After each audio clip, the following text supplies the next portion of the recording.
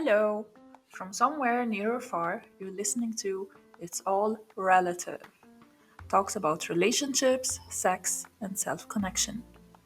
I'm your host and podcaster, Cinderella. And as always, stay present.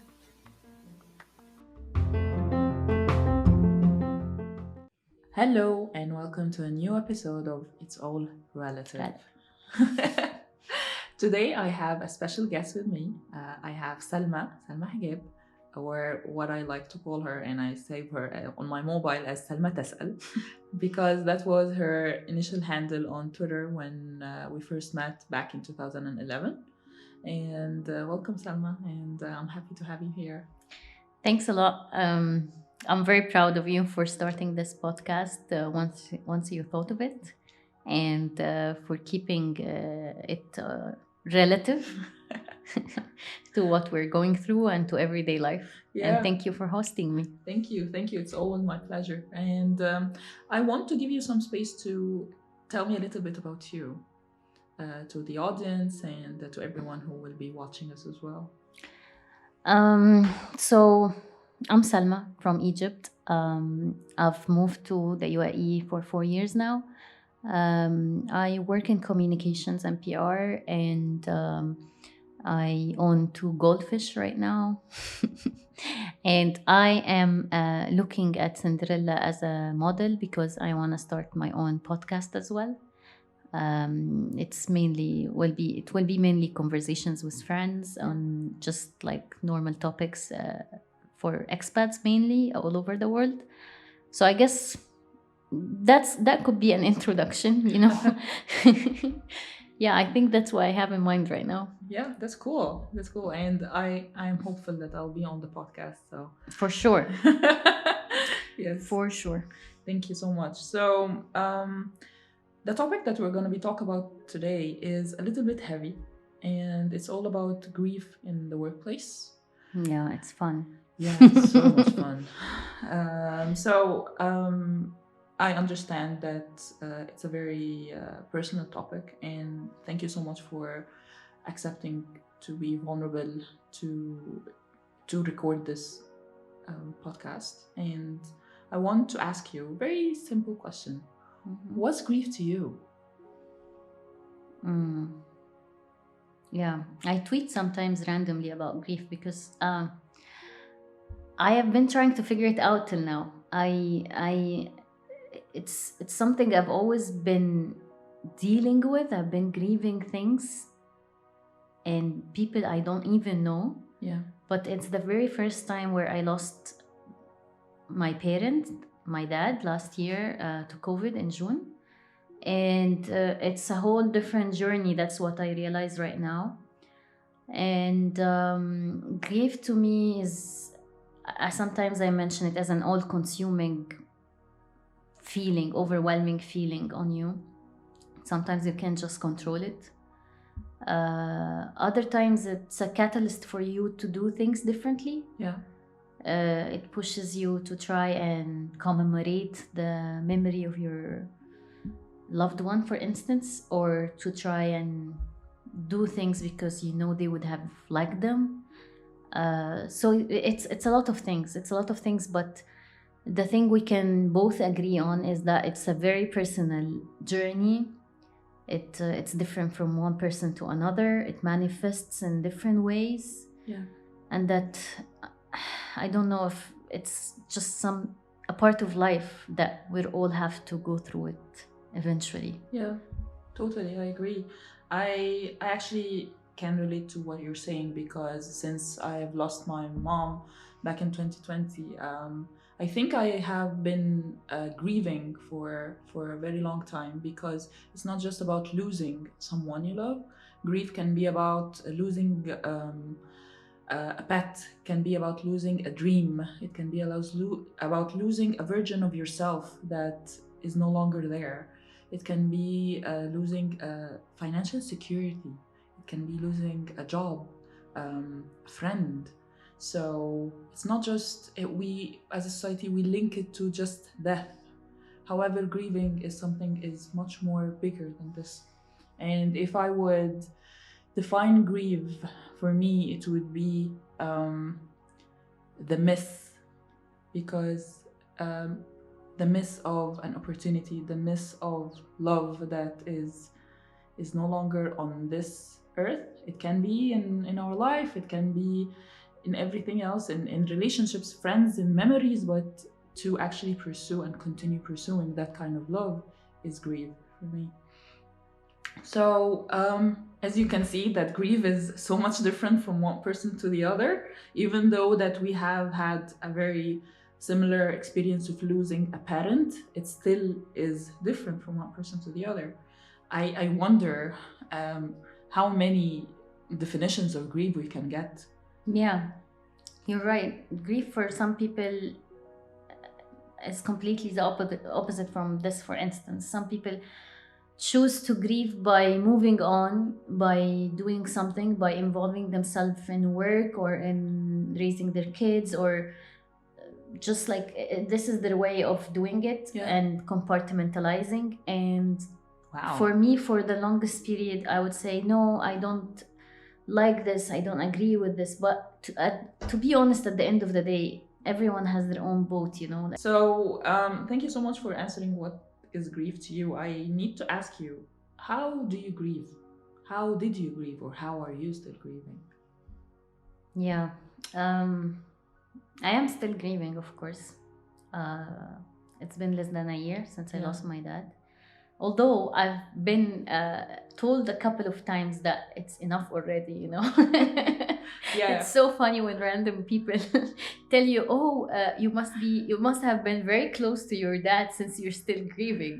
You're still grieving. Yeah. Can you imagine?" I don't understand it, but I think that some people who haven't lost a parent yet don't have an understanding of how different or difficult it can be. Especially, let's say, my relationship with you before I lost a parent and after has been different. Yeah. Because since then I was able to relate more to what you've been going through, that I was witnessing on the outside, but I wasn't able to understand or relate to it. Yeah. So I deal with grief in whatever way I can. I went to a psychiatrist. I have been diagnosed with adjustment disorder with mixed anxiety and depression. Sounds scary, but fun bunch. I don't remember who told me this, but someone told me you excel in everything in life, that when you decided to get something, you got anxiety and depression together, you know. Okay, let me ask you this. Did you grieve differently from first when it started till now, or is it the same grieving process? Of course not. It's been different. Keeps surprising me in different ways. In the beginning, I was in a mood of trying to get better quick, so that I can go back to work. I took a vacation, a small vacation. I went diving. I tried to, as I said, move on. It didn't work, of course, and then surprising. I got overwhelmed, and I decided to be open up about it and to seek help, as I said. And when I got diagnosed, I started to understand that my grief is going to take longer. I checked online. I tried to join a support group for grief.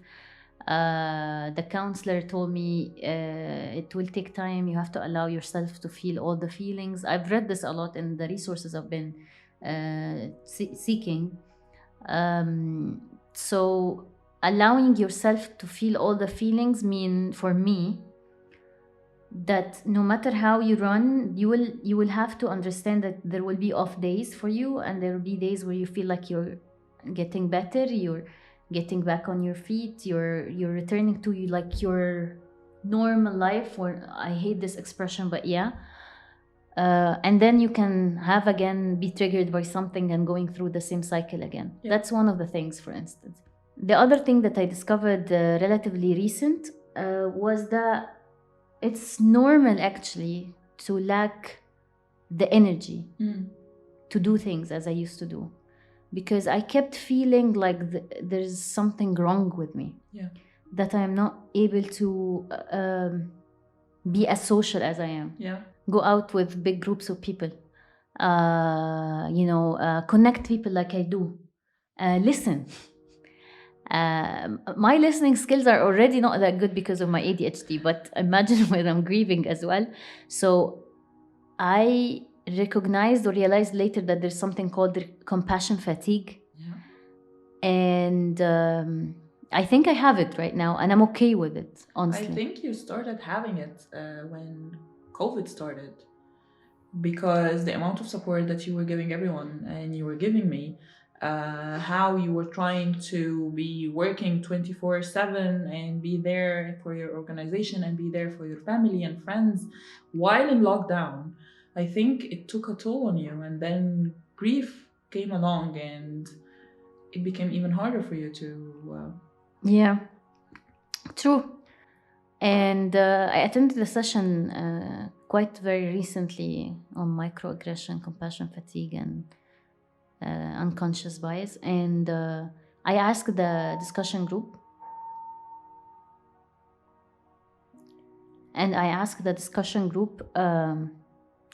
when do you think it's coming back? And one of the women who was in the group, she said, no, it's coming back, and it will come even more. But you have to allow yourself to grieve. You have to allow yourself to go through the process and to take care of your mental health before everything. Yeah. And that's where I am right now. Let's just say my grief is open. is I cannot hide it. I am not someone who can compartmentalize. So at least I feel empowered when I share that grief with friends, Yeah. with family, with my community, and to know that it's going to take time and that I am okay with it, even if people around me or if the community or if I'm getting pressured by whatever forces to just rush this process. Yeah. I am not. It's just I know it will take time. I totally agree with you. And actually, the fun part for me was it's so much fun that I started prioritizing things a lot differently since I lost my mom. Things that were very big for me, they started getting very small because I felt the pain, the biggest pain that I would ever feel losing my mom, because not just because she's my mom, she was my best friend, she was a lot of things to me. And if I managed to live through that pain, a lot of other things will be so much less painful. And I think this is something that some organizations and some leaders don't like hearing. They usually like to hear that work comes first all the time, and and then when it happens, that a conversation where what motivates you, and I would say, well, actually, you know what motivates me is being who I am, being authentically who I am. And if I don't feel good, I'm gonna say that I don't feel good. And it surprises them. And sometimes I had a conversation where I'm worried about you, and I said, why? And it was because you share your your vulnerability, or you're too vulnerable to You're say emotional. that you're emotional. Mm-hmm. And this might not make other people um, respect you or take what you have for good because you are emotional. Well, believe it or not, everyone is emotional. I'm just dealing with my emotion.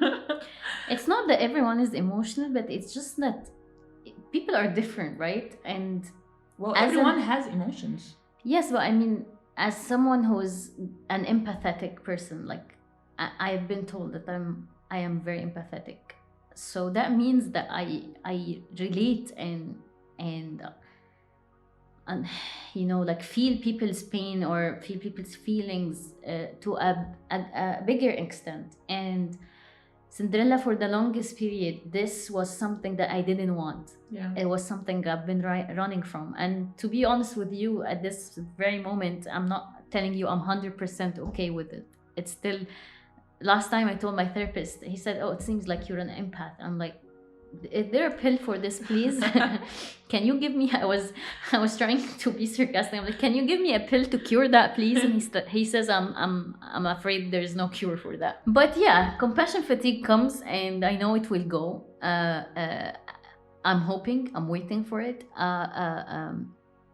The ups and downs of, you feeling all right, you're trying to get back to the things you used to enjoy, and then things come and change and triggers you and all of that. But most of all, what I related most with what you said is like when you experience something so big, and in my case a little traumatic, then some other stuff doesn't um, kill you as much. Yeah. So getting laid off, for instance, you know, Yeah. it used to be something very shameful, like, oh my God, failure. But now I'm like, okay. Yeah.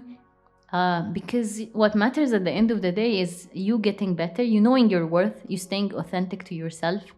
And it's not easy to be authentic to yourself when people around you reject that in themselves. So they would make you sometimes feel bad for it, like you're weird. Yeah. But you just have to go on, and wear it as, So basically, one of the things that I actually like to believe, or it's actually something that happens, is everyone's aggression or rejection is not personal, because if anything, you hold a mirror and everyone else see a reflection of themselves.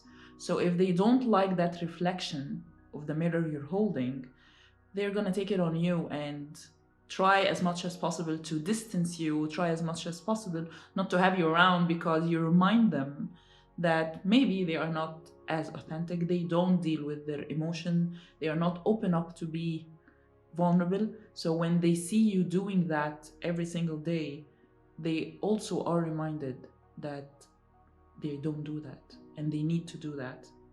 Or else. I hear you, and I really agree with this. And despite that fact, sometimes I'm not able at the moment to say to myself, oh, they are just projecting. It's not personal. Yeah. It's not easy to not take things personally. Definitely. when there are a lot of people around you who make you feel like that, as you just said, rejected, or like you don't belong here, all of that things. So I think we can talk about grief for hours, because it is really a new experience for me. I lost my best friend a year before that, and it really hurt, one of my best friends, in a car accident. And I was also still beginning to accept that when I was hit with another grief. And I now realize, and it scares me a lot, that as you grow older, you will lose other people you love, and that you have to become okay with the fact that we were all going to die. She said that while smiling. So I have to say something. No, you don't have to be like, I refuse to believe the fact that I have to be okay with people dying. But I would actually think that I know I will be okay because of the amount of emotions and the resilience that I have in me, and the magnitude of the loss that I have already experienced, and I survived that. So that gives an indication of resilience. You're right. So basically, I will never be okay with people dying or losing or grieving, as in general, whether it was the death of someone I love or any other method or any other thing that I would grieve. But I know that I will survive it.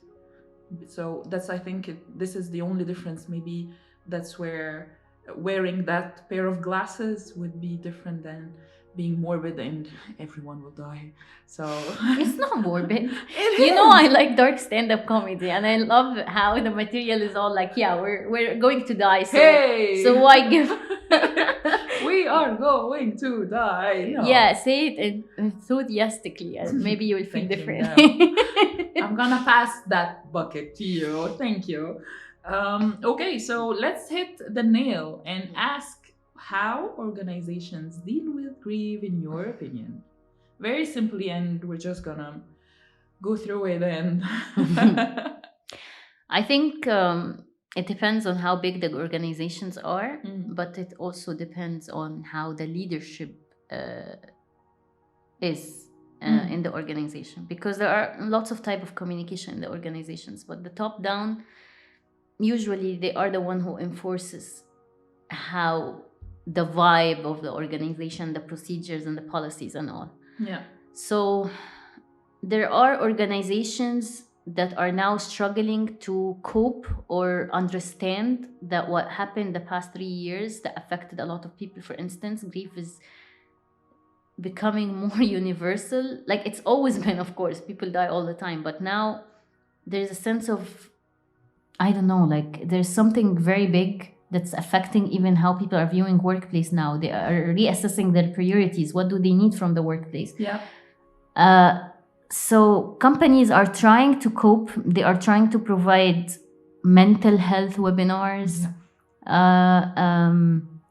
They are trying to say, okay, you take bereavement leave for 2 weeks or something. Usually it's 5 days actually. Cool. Yeah. 5 days. Yeah. Like you cry, you come. Khalas. Yeah.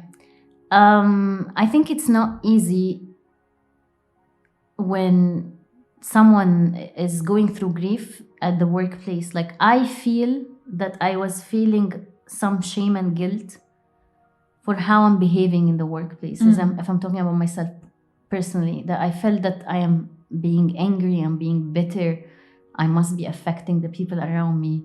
And that made me want to avoid people and just like work on my own, because I didn't want to add to my pain this feeling of guilt that I'm causing this to people around me. Yeah. I can't go much into how they are dealing with it, because honestly, there are a lot of factors. Like, for instance, human resources, they must be overwhelmed right now. A lot of them, a lot of the personnel who works in human resources, because they are dealing with a lot of turnover and people going through grief and more demanding structures, because most companies or a lot of industries went through cuts and things in changes because of what happened in the world post-COVID. So there are a lot of factors that are kind of weighing on human resources, I think, yes, as much as it's weighing on the people going through grief, the people who decided to feel like they want more, they need more from the workplace, more than just a paycheck and free cereal or in the morning. So I have to say something here. I was doing some research before our episode today, and I came across this number that companies in the US actually lose more than 150 million for grieving, because people who are grieving, they are performing less, and this was back in 2019. The numbers since COVID are not out yet, and I have to say, and I agree with you, that the people around the world are having a universal, unified grieving process. And they're not just grieving people who are dying, they are also grieving the life before COVID and the versions of themselves before COVID. I personally am grieving the youth I lost during COVID. So I'm getting closer to the 40s while I am in COVID. So I acknowledge that I'm an adult during COVID. Like, before that, I was just acting like, why people are taking me seriously at work? I'm still a kid, Yeah, exactly. And during COVID, I was forced, because I lived on my own, I was forced to like accept that I'm an adult who pays bills and who has to just like, adulthood is not something to run from anyway. There are things to enjoy. Exactly. But yeah, of course, I miss the version of myself before COVID, of course. It was so carefree. Yeah. It was so young. So basically, organizations have been trying to adapt to grieving and they would, for instance, ask you to communicate how you're feeling. They will be a little bit more flexible. Supposedly that they will be supportive as much as they can, underline the word as much as they can, because this is where it gets complicated. Usually people would believe that when you lose someone, you go through grieving for a period of time and then you're good to go. However, there is a lot of studies that show there is something called complex grieving. And this is where people who have it would endure grieving in a more intense way for a longer period of time. There is a small assessment that can be done, and I'll be happy to share it with you and with everyone who's watching or yeah, of course. I think I haven't heard of the term complex grieving. But yeah, it's interesting. As we said, grief is personal and different across everyone. And I don't think people deal with it in the same way. Yeah. Which brings me to a good point. Like, I want to ask you, for you, how are you dealing with your grief? Well, so grief for me is a live being. It's not something like a chair that I'll take it as is and it will be this. No, it's actually it's alive and it changes as time goes by. There was this thing on the internet where it shows that grief is a very big ball, and supposedly the idea that people would have is the ball getting smaller, while it's not the case. It's actually the container, which is me, is more accustomed to the pain, so it gets more and more bigger to that. So I feel this is how it is. It started off by me sleeping and I was refusing to talk at all. My best friend May was trying to stay with me after the death happened, and I just told her no. It was very surprising for everyone because I'm usually very communicative when it comes to my emotions. And then I started opening up.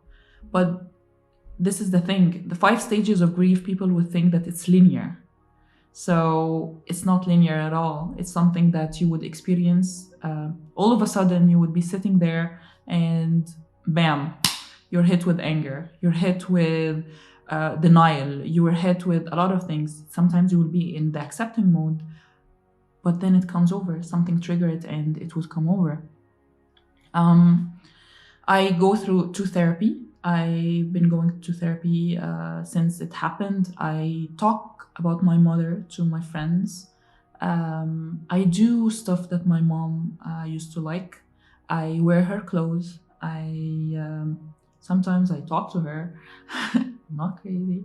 I wore my dad's. I wore some of his jackets when I was in Egypt. Yeah. Because it was the only thing who kept with me. But still, it was fun. It is. So this is how I've been grieving. The thing is that some people would, for instance, after this happened, I started watching, and I apologize in advance, I started watching The Real Housewives of Beverly Hills. And I was judged on 2 elements here. I didn't know that, actually. Now we can reevaluate our pressure. Continue to being judged.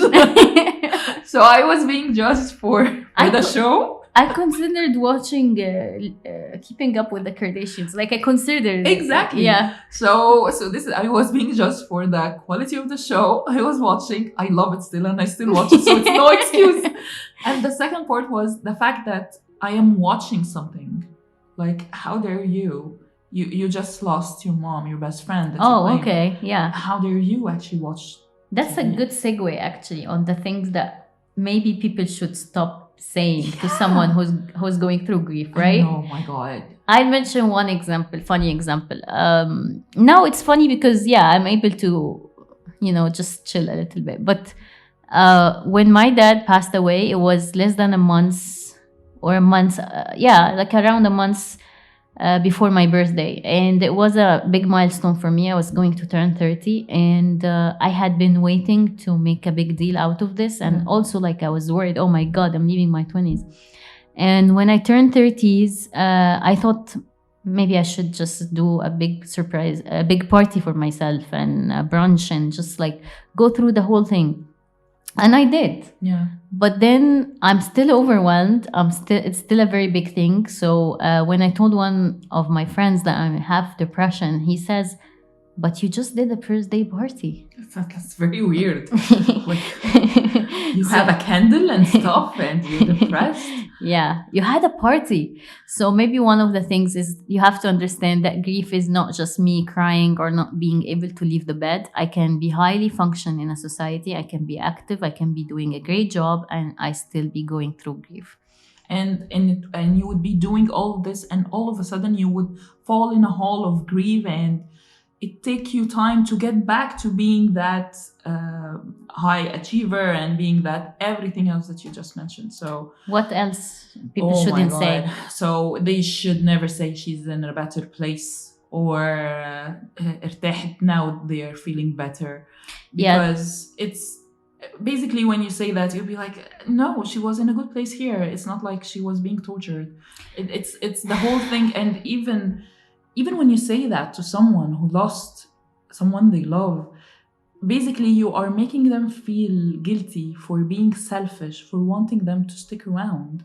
And this is one of the things you don't say. When my friend died in a car accident, and some people offering condolences, they said, "Oh, he must be in a better place." It used to drive me insane with anger. Yeah. Because I was angry he left in that way. I felt that he was deprived of a life full of things that he deserved. I felt that he was snapped, he deserved so much more. And for people to come and tell me he's in a better place, despite their good intentions, despite that they believe he is in a better place, you don't really know. So it's just like, I want you to like believe it and send me your good wishes, but I'm sorry, like, yeah, you're not sure. Like, let's just say, we hope he is in a better place. We hope you are coping with it. We hope you will become stronger in dealing with it. But yeah, Definitely. Like so the things that people can actually say is, first, they need to be sincere. So not just to say it and that's it. Well, if someone wants to say something in this regard, they could say, I'm sorry for your loss. They could say, my heart is with you. They could say, or do, actually. Some of the things, people don't know what to say in these situations, and they are more of a doers. So if you are that person, you can always ask them, how can I help? Is there any errand that you want me to do on your behalf? Is there something that you need from me, or that's something that would bring comfort to you?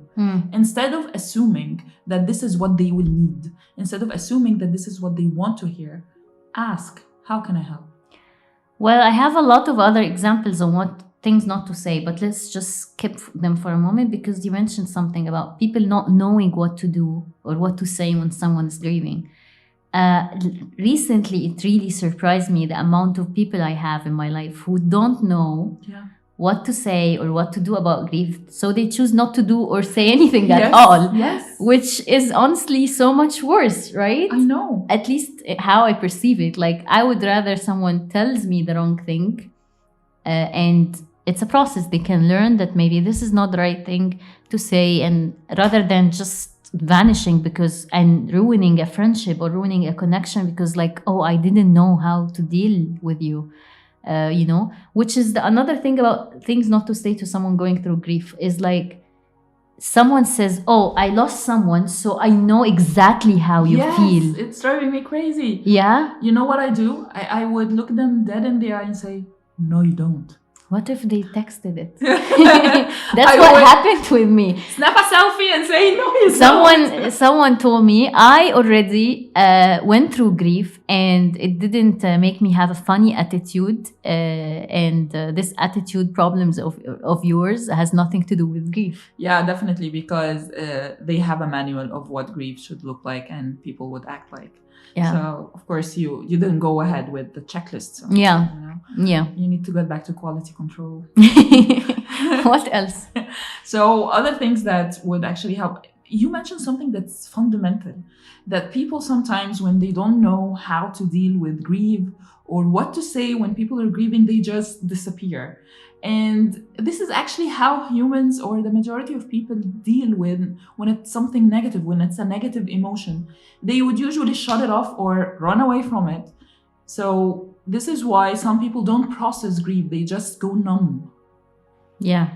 They don't understand that going numb is the initial part of the grieving process. Actually, it goes a long way afterwards to reach to acceptance. So they are stuck at numbness. That's very scary. Exactly. So this is why people don't know. Usually we are not raised on how to deal with negative emotions. Yes. So I completely agree. When we're dealing with someone who is going through negative emotions, we feel helpless and we'll be like, okay, so should I go out now? And because you seem like you're in a difficult position, I'll come back later, like you be good. Or they don't know how to deal with you, so they just have like sort of layers when dealing with you, which, because on their behalf they can deal with grief, but it makes you feel like an outcast, you know? Yeah. Like you've become an outcast because of how difficult you are to deal with. Yeah. And this is the thing that you become, when they do this, you start feeling guilty for feeling how you are. You start feeling that because you're there, or they have included you, that you should feel privileged, although it's not a privilege or not something to earn or something, that it's there and it will continue to be there. And grief doesn't just go away. I literally hope that when I'm 50, that's not like a long period from here. Oh my God. but when I'm 50, I will still cry for my mom. I hope that I will My mom never... still cries about her mom who died maybe over 30 years ago. It's love. It's the love that persists, and I want it to continue on persisting till the last day I'm here on earth. So I hope it will never leave, and I hope people start to think of grief as an ongoing process. It's a live being that will continue to be there. It's a companion that will continue to be there. We're just getting used to know how to deal with that companion that we have, a new companion we have. You know what I was thinking right now, What? honestly? What? Is that I'm really proud of us for doing something like that. Yeah. Because I expected that it will be empowering, but now that I feel that I am not ashamed by how deep it goes in me, the feelings I have right now, the sadness and the anger and the despair, let's say, but also the hope and the need to do better and the need to get better and the need to help others and the need to focus on myself first so that I can be there for others. Yeah. Because you know how I love to be there for my friends, and I have some of that guilt because I'm not able to do that right now. But also I feel now that what we're doing here, I truly hope that it will empower others and make them feel okay with talking about it, yeah, with expressing it with your friend. You don't have to do it to the world like we're doing. We're a bit extra. But it's good to just talk and share it and write about it and do something about it. Don't just ignore it. Don't ignore your feelings. It's very scary what you just said. I was scared for a long time to just be numb. Yeah. I was scared to lose this desire to live and do things for myself. Yeah. Thanks. Yeah. So, yeah, I'm proud of us. That's what I'm saying. Yes. And I'm proud of Mohsen because he wants to be in this podcast so much. So much. And as you can see, he's our chunky cat with an exclamation mark of a tail. Well, can you please just thank you? Do you have any cool ending notes other than we're very proud of us? Yeah, well, actually, I have a tagline. I can tag you with it. But I will do that in a while. And I just want to continue saying that we're still discovering what grief is, and we'll continue to do so. I hope everyone who listens to this know that they are not the only ones going through it. And I hope that empathy and kindness wins every time, whether it's in the workplace, whether it's in the circle of friends, and that people would be a little bit more mindful of the others around them. And this is emotional intelligence. Basically, it's knowing how to navigate not just your emotions but others as well around you. And yeah, that's it. And I hope that this was of value to everyone and to you. I know it is to me, because I got to speak about grief, which I write about on Twitter, but I think voicing it, recognizing it, helps with the process even more. Yeah, it helped, and it just reminded me more that we're more than our grief. We are our whole personal. We are much more than what we feel. I try to remind myself as much as I can that I'm more than my feelings. I'm not my feelings. I'm the person feeling them, and this is a process. And although it sounds cliche, but you're always a work in progress. You have to believe that, you have to seek it out, you have to never stop wanting to be better. Yeah, definitely. I totally agree. And I think this would put an end to our episode this time. And for more, and for everyone else, stay present. Stay present.